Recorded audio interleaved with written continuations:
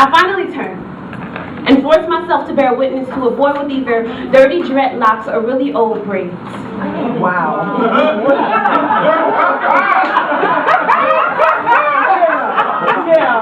Wearing a shirt that has been abused by his lack of communication with a shower head and shoes that are begging for my attention louder than he is. Hey! Hey!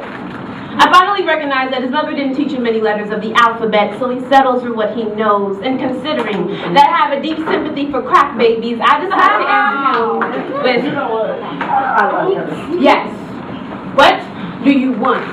I mean, you over there looking all cute and shit, and I'm just trying to figure out where your man at. I don't have one, I said.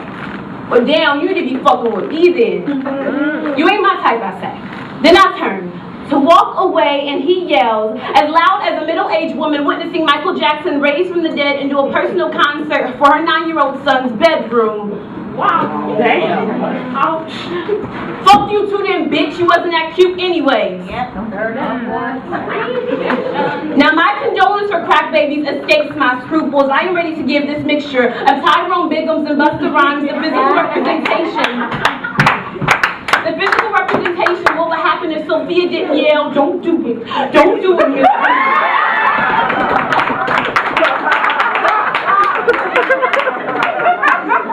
If she held a knife to Mr. Throat and there are daggers in my tonsils, I am ready to wound this Flavor Flav descendant. I want to say things like, I can tell you used all your mother's lotion in her bathroom last night because your elbows are the same color as this sidewalk. I want to say things like, you're the reason why Stride made their gum long lasting because your breath smells like a mixture of cornflakes and cow manure. I want to say things like, you're the reason why KFC won't go out of business. No, you're the reason ignorance has become a synonym for African American. No, you're the reason it took 219 years for a black man to crash into presidency. My verbal martial arts are interrupted by the routine sirens of our grave-digging neighborhood. I notice a scar that travels along the left side of his cheek. The anxieties that are neatly packed into the bags under his eyes, the frozen leftovers of optimism in his jawline. He shows me that America has pissed on him and no one bothered to flush the toilet.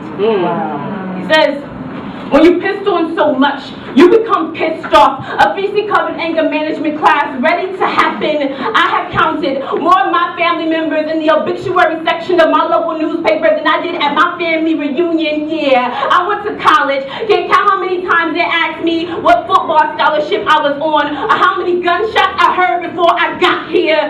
How do they expect me to make a movement when they place me in this stereotypical standstill? He didn't give me back my sympathy for crack babies.